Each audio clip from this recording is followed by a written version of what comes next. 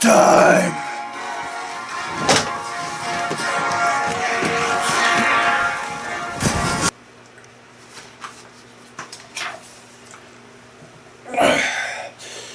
Dropping bat bombs.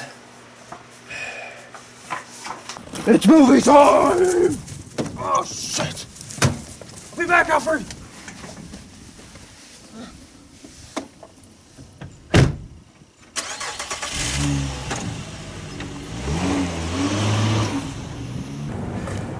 Finally, my movie is out.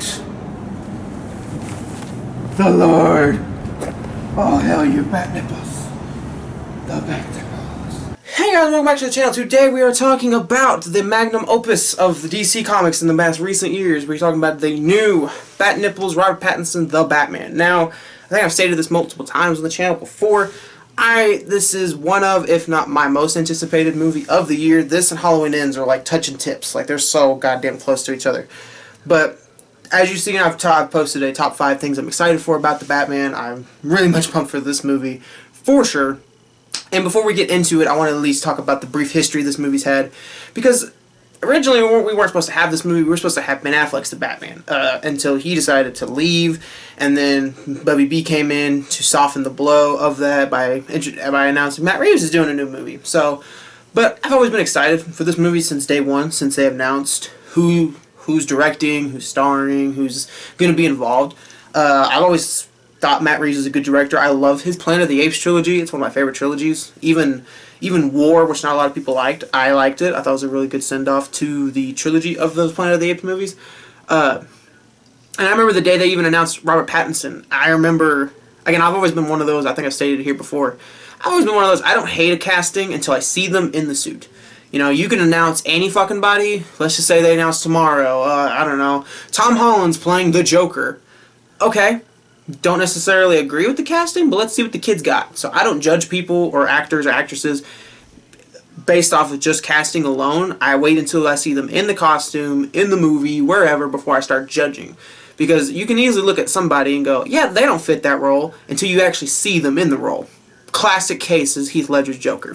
Classic case. Everybody was like, that dude, come on. And then you see him, you're like, oh, that dude. So, classic case. So yeah, when they announced Robert Pattinson as Batman, was I taken back a little bit? Was I like, the fuck? Yeah, because I only knew him from Twilight at the time, but then I started watching movies that he was in, like Good Times, Remember Me, The Lighthouse.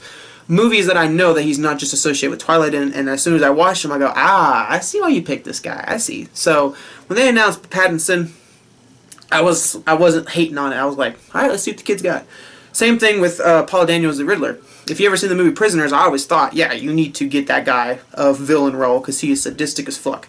So yeah, every cast announcement that they've made so far with this movie, I've liked. So I've always been excited since day one with this movie.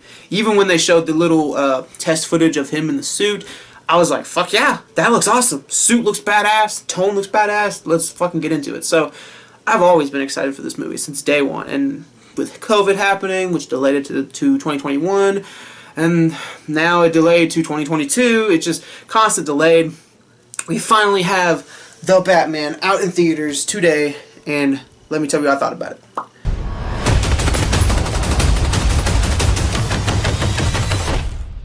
I'm vengeance.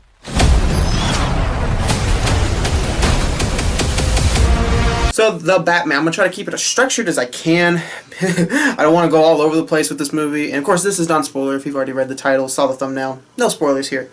But I want to try to keep it centered as I can because I don't want to go too off the rails. I want to keep this very much centered, so I'm going to try my best. If I get a little crazy, I apologize. So, I guess I'll start with the elephant in the room.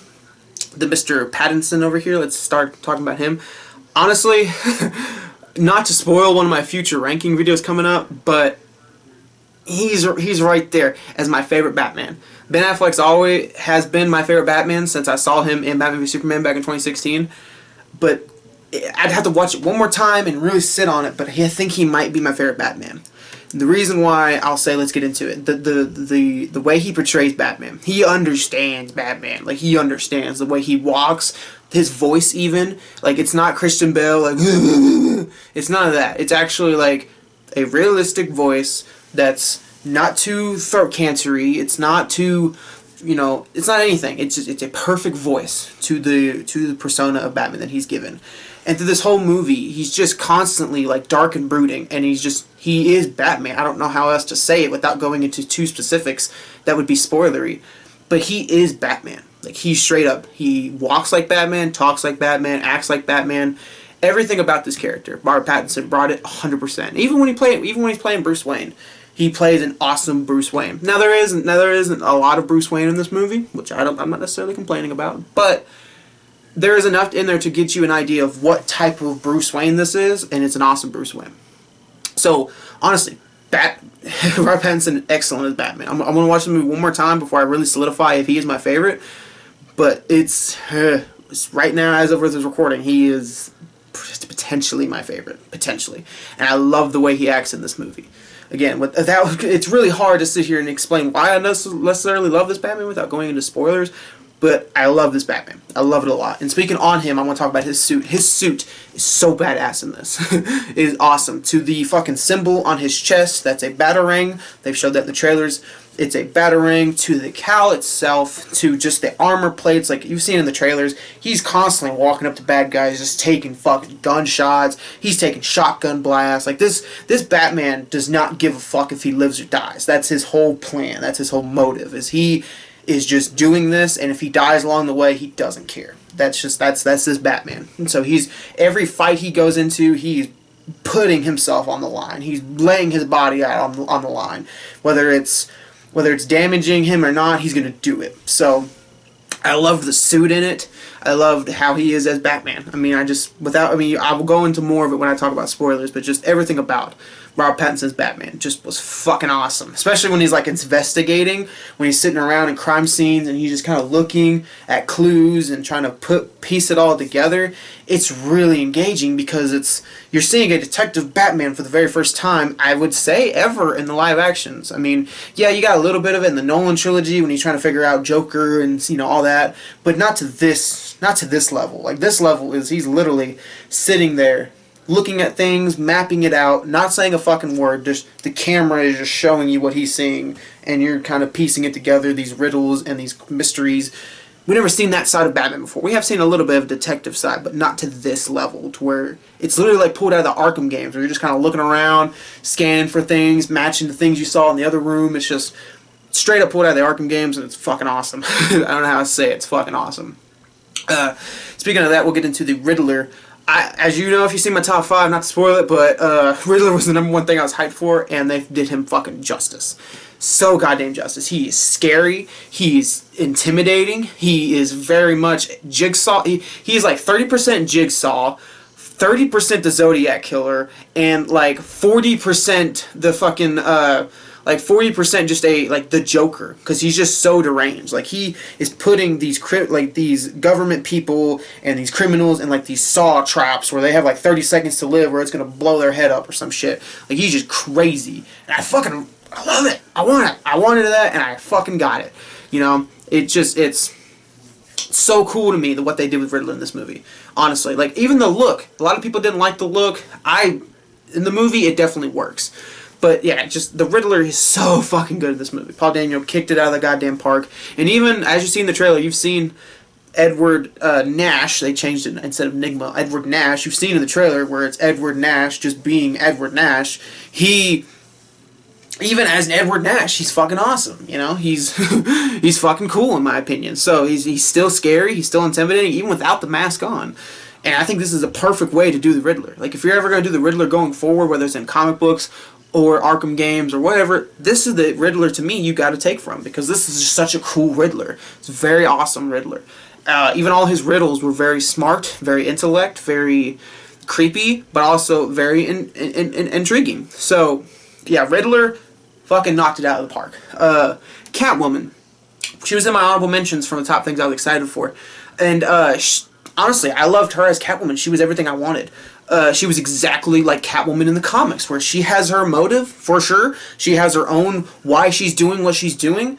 And she's also helping people like Batman and the police and, you know, Penguin and stuff. But the reasons why she's doing it is for her own benefit. You know, that's exactly what Selena Kyle is in the comics. I will help you, but I will portray you to get what I want, and to get what I want, I will do it. So that's exactly how Catwoman is to me in the comics. She's always been that character, like Chloe from Uncharted, where I'm going to help you until I can get what I want, and when I get what I want, I'm leaving you behind. That's exactly what she was in this movie. And I loved Zoe Kravis as Catwoman. For right now, she is my favorite Catwoman. Just because you had Michelle Pfeiffer's Catwoman, which was very much Burton's own version of Catwoman, and then you had Nolan's version of Catwoman, which was very much you didn't get a lot of, but you got enough to be like, yeah, it's Catwoman. She has goggles on, she wears a bike, she leather suit, she steals things. That's Catwoman. It's like, no, this is Catwoman. The way she acts with Ruse, very much Catwoman-y. The way she acts with the criminals, like Penguin and Falcone, which you've seen in the trailer, she very much, that is Catwoman. Even her outfit is very much Catwoman. So Catwoman in this movie was fucking awesome. She acted exactly like how she was in the comics, especially in this issue right here, which is the movie, what the movie's based off of. That's why I have it sitting here. The movie's based off of Batman Year One, and exactly how she is in that book is exactly how she is in the movie, in my opinion. So Catwoman was fucking awesome. Jim Gordon, I love this Jim Gordon, especially the relationship between him and Batman. I loved it. It was almost like on par with how him and Gordon were in the Nolan trilogy, but a little bit better, because they're both of them. It's not just Batman. Both of them are working on crime scenes together. Jim Gordon's over here investigating something. Batman's over here investigating something, and they come together at the end and try to like, this is what I saw. Let's match it to what you saw, and like they're solving crimes together. And then even the entire police station is against Batman, but Gordon's the only one who has his back. Gordon's the only one who's like, yeah, Batman is the guy. We need him. So he's the only one who trusts Batman in this entire GCPD.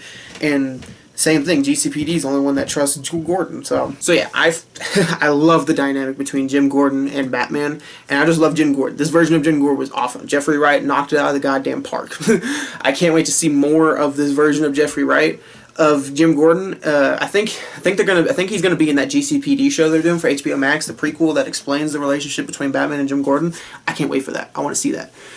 So yeah, Jim Gordon was awesome in this fucking movie. Colin Farrell as the Penguin blew me away, and everyone's been saying that, I know, but it's honest to God truth. He is not Colin Farrell. Like if I walked into this movie and you told me, hey, can you guess who that actor is behind Penguin? Colin Farrell would not be my fucking guess, because his voice, his attitude, his makeup, how he's utilized in the movie is all shit that's like, bro, how is that Colin Farrell? There's no way. Because yeah, Penguin in this movie is fucking awesome. He is the exact version of the Penguin we want, not the Flippers one from Batman Returns. Which while I like that iteration, it was cool. I like this version of the Penguin more, where he's more of a gangster Penguin, where he's more of a mob Penguin. You know, I love that. And especially, I love his utilization in the movie.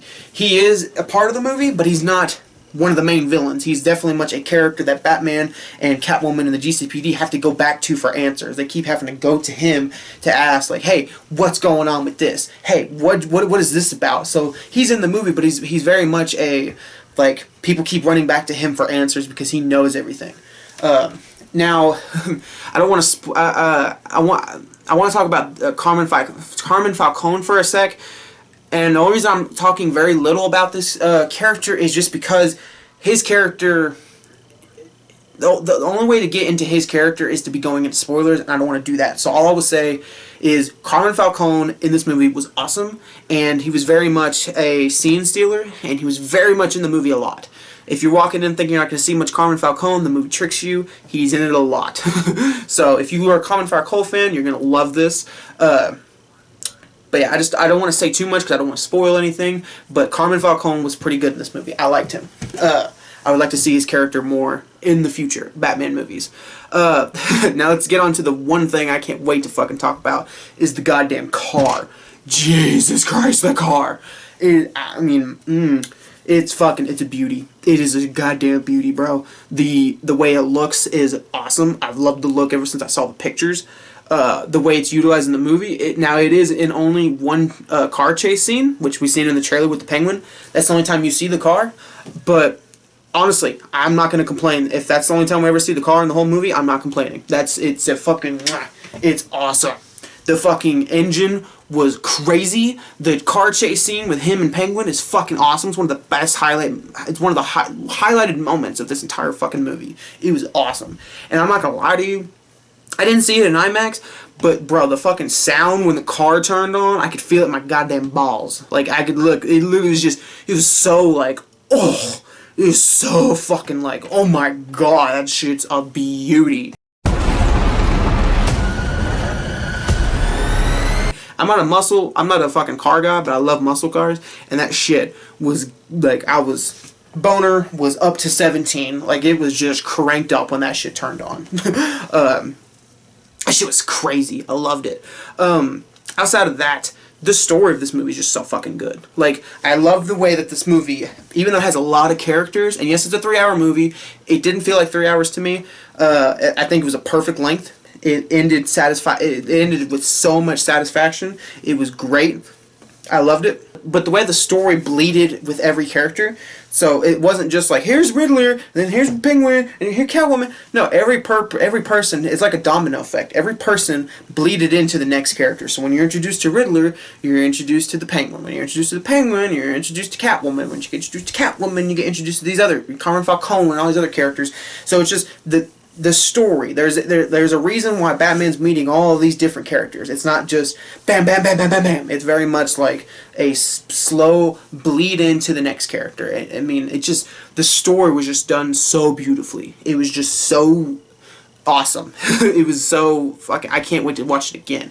Just, the story was just so seemingly put together beautifully. And again, it ended perfectly. It didn't end on no cliffhanger. It didn't end on anything crazy. It literally wrapped up the story. It was a isolated Batman movie. It ended, and then we see in the movie. And again, there's not even a post-credit scene, so it's like, it's not even like it's not doing the Marvel thing where we're trying to set up a sequel. It's not, movie's over. See you when we see you. And I love that. I've said I'm in my top 5, Gotham City. I love Gotham City in this movie. This movie, I love this version of Gotham City the most, just because, I think I said it before, Burton's, while I like it, it's very gothic. It's not what I want from Gotham City. It's cool. I like Burton's Gotham City, but it's not dark enough for me. It's just gothic. Nolan's Gotham City, I loved it in Batman Begins because he tapped into that dark side of Gotham where it looked nasty to live in. It was a miserable place. But then after that, he decided to make it all clean all the time with Dark Knight and Dark Knight Rises.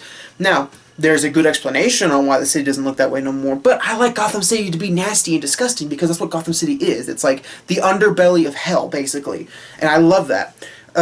So in this movie, they very much explored that. They very much explored that, where no matter what angle or what side of the city you're on, it's a nasty, disgusting city. It's constantly raining. There's trash everywhere. All the buildings are burning. It's just an ugly place to live.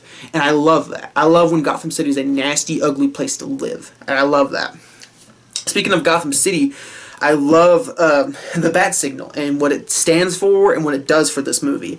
You know, we've seen it in the trailer where he's like, you know, there's when the light shines on the sky, it's not a signal, it's a warning.